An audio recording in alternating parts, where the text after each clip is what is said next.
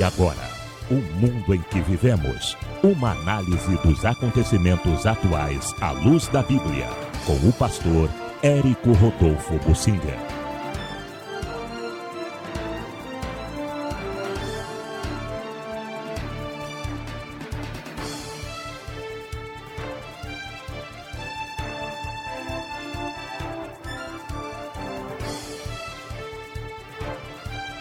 Eu quero falar numa reflexão que eu escrevi e que foi publicada no jornal O Servo de julho de 2019, intitulado O Diabo, o Mundo e a Internet. É uma reflexão. Será que estamos vivendo os últimos dias? Eu creio mesmo que nós estamos vivendo os últimos dias. A Terra geme. Em todas as áreas da vida da sociedade, os problemas se multiplicam rapidamente. A tecnologia já tornou obsoletos muitos objetos, como a máquina de escrever. Eu tenho ainda guardada como relíquia uma ou duas máquinas de escrever. Os mais novos não sabem o que é isto. Era um objeto imprescindível em qualquer escritório ou empresa, mas hoje já não existe mais. O toca-discos até está voltando, mas foi também, em algum momento, aposentado. Talvez até os livros também. Por exemplo, a Enciclopédia Britânica, o maior símbolo da página impressa desde que o Gutenberg criou a escrita, me parece que em 1452, e o primeiro livro impresso foi a Bíblia. O Gutenberg, um inventor alemão, desde então, o maior símbolo da página impressa, os livros, foi a Enciclopédia Britânica.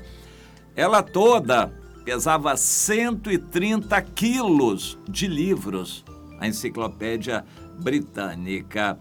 Durante 244 anos de existência, sempre ela se renovava, tendo uma edição nova a cada ano. E, por fim, por causa da internet, ela parou de existir e foi aposentada. Os livros não são mais necessários. Pela internet agora tudo é mais fácil e mais rápido. Você tem todas as informações e muito mais do que uma enciclopédia. Então, para que consultar livro se você tem tudo na internet? Há também o problema de que, através da internet, os relacionamentos se tornam facilmente descartáveis. Ou seja, pela internet você cria novos amigos, seguidores, você despreza amigos com a maior facilidade. Através da internet, até o tímido se expõe e pode até ficar nu. Uma pessoa tímida na frente do seu celular pode ficar nua. Isso tem acontecido. Ele jamais teria coragem de fazer uma coisa na frente de uma pessoa, mas na internet ele faz. Escondidos atrás de um nome falso, as pessoas têm coragem de dizer na internet e fazer coisas incríveis que antes eram vergonhosas para eles, mas eles criam coragem. À semelhança do carnaval, eles criam coragem para o pecado na internet. E que coragem certas pessoas têm na internet. Através dela, o fraco se sente forte, mas para o pecado. Os juízes têm coragem de julgar a favor do pecado. Os governantes premidos cedem à pregação liberal e sem limites. São pressionados pela internet, os governantes. A internet é verdadeiramente uma terra sem lei. Será? E cada vez mais está influenciando a vida real, apesar de se dizer que lá a coisa é virtual. Ela influencia tremendamente a vida real. Governantes como foi Barack Obama nos Estados Unidos não tomava nenhuma decisão sem consultar a opinião pública na internet. Ele só fazia aquilo que dava mais ibope, aquilo que agradava a um número maior de pessoas. Era isso que ele escolhia. E foi um governante considerado bem-sucedido. Será que Deus faz separação entre o pecado real, praticado, e o pecado virtual? Vamos pensar nisto. Um pecado só na internet é mais leve do que um pecado de fato real? No Antigo Testamento, nós podemos dizer que, didaticamente, Deus determinou que fossem punidos somente os pecados comprovados. E tinha que ter 2 ou 3 testemunhas para comprovar um pecado. Só assim a pessoa podia ser punida por aquele pecado. Só na intenção não se pecava no Antigo Testamento. A gente precisa entender isso para fazer diferenciação entre o Antigo Testamento e o Novo quando a gente lê a Bíblia. Quando o pecado era só de intenção, no Antigo Testamento não se punia. Mas já no Novo Testamento, o Senhor Jesus estendeu esse conceito para a intenção. Só olhar com desejos pecaminosos já era pecado. Só olhar. E o que é que as pessoas fazem na tela da internet? Na maior parte das vezes, embute pecado. A internet veio para ficar.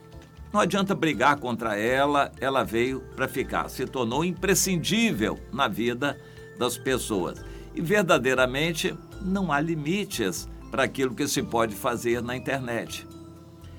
As estatísticas revelam a quantidade enorme de casamentos que são concretizados através de contatos feitos pela internet. Muito mais, porém, as estatísticas mostram as separações que acontecem por causa da internet. A internet é já a principal e disparada fonte de separações de casais.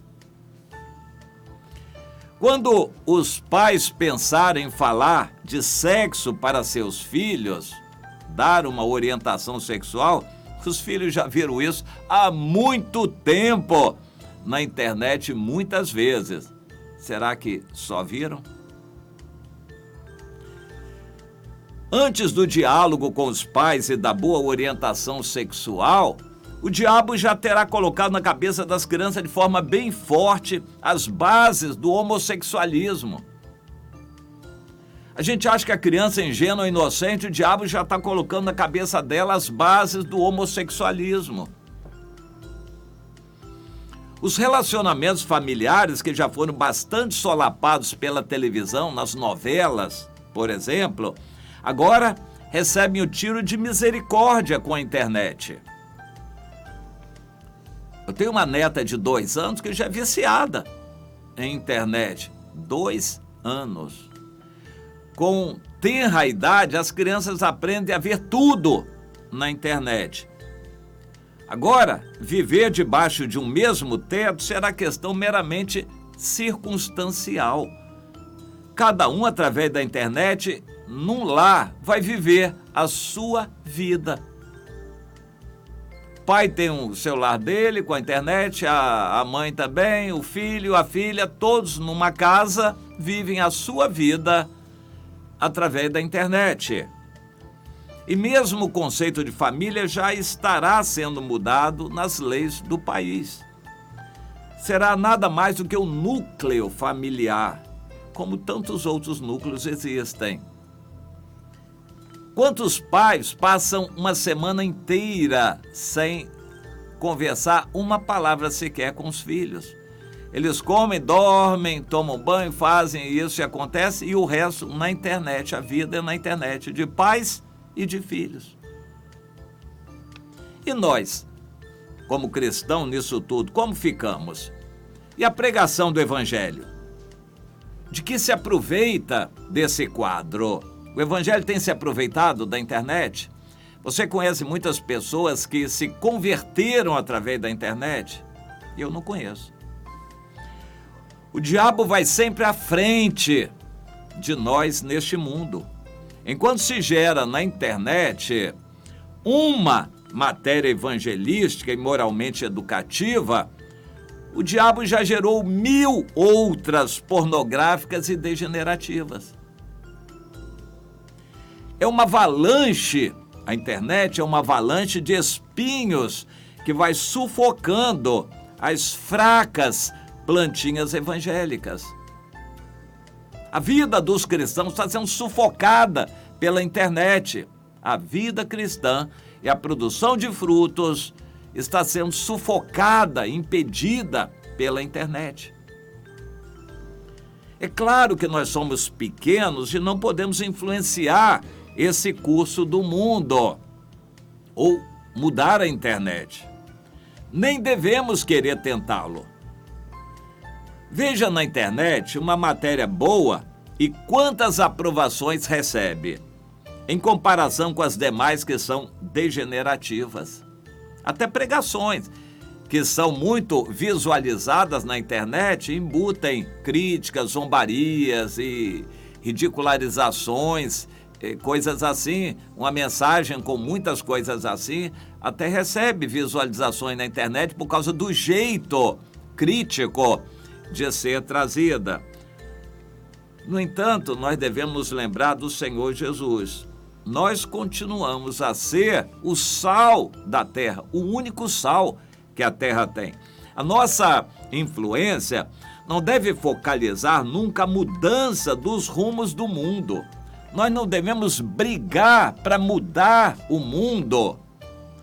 Esses rumos são dele, do mundo. E a internet, por exemplo, é do mundo.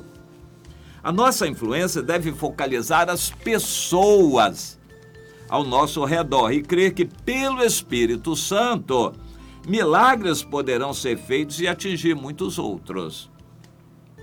Não será nunca pela quantidade que nós vamos influenciar. Quantidade de pessoas numa reunião, quantidade de visualizações, aquela matéria que viralizou. Não é dessa forma que o evangelho vai se expandir, nem alguém vai se converter. Não é pelo número. Nós temos que aprender isso, temos que focar em poucas pessoas, uma de cada vez, para amar aquela pessoa, abençoar aquela pessoa. O evangelho é assim, 1 a 1, não depende de número, de quantidade, nem de generalizações. O evangelho é 1 a 1. Você ganhando uma pessoa, abençoando uma pessoa, recuperando uma pessoa, ajudando uma pessoa, amando uma pessoa. São relacionamentos pessoais, individuais. É assim que Deus nos quer. O Espírito Santo foi derramado para nós por isso e para isto, para influenciarmos as pessoas como sal, salgando a vida das pessoas. É assim que Deus nos quer, preferindo contatos pessoais, ainda que sejam através da internet. Contatos pessoais, não publicar algo para todo mundo ver, publicar algo importante do seu coração, pelo Espírito de Deus, para aquela pessoa, ainda que seja através da internet, mas você amando aquela pessoa, se dirigindo a ela para ver a vida dela abençoada por Deus. Você, como sal, está usando a internet para salgar a vida de alguém ou está perdida ou perdido tentando fazer sucesso e agradar o maior número possível? O que você está fazendo na internet? Bom, a minha sugestão é que o mesmo tempo que você gastar na internet, gaste também em oração com Deus. O tempo que você gastar com as outras pessoas na internet, gaste com Deus em oração. Tente fazer isso, proponha isso como meta para você. E quando você colocar alguma coisa por lá na internet, a unção de Deus vai fazer isso caminhar.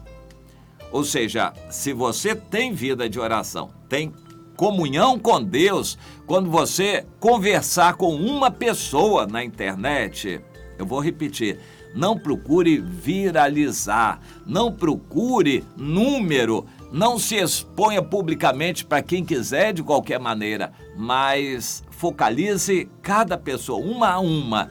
E se você tem Deus na sua vida, essa pessoa a quem você se dirigir, ainda que seja na internet, é preferível que seja individualmente, pessoalmente, mas se for através da internet, focalize em uma pessoa. Você vai ser sal para essa pessoa, abençoar a vida dessa pessoa. Quando você postar alguma coisa na internet, que seja para abençoar a vida de alguém. Você crê que Deus pode fazer esse milagre usando até a internet para fazer você dar fruto? Pense nisso e comece a ver se você está dando fruto. O apóstolo Paulo nos exorta em 1 Coríntios 3, cada um veja como está edificando. Meu irmão, minha irmã, veja como você está usando a internet.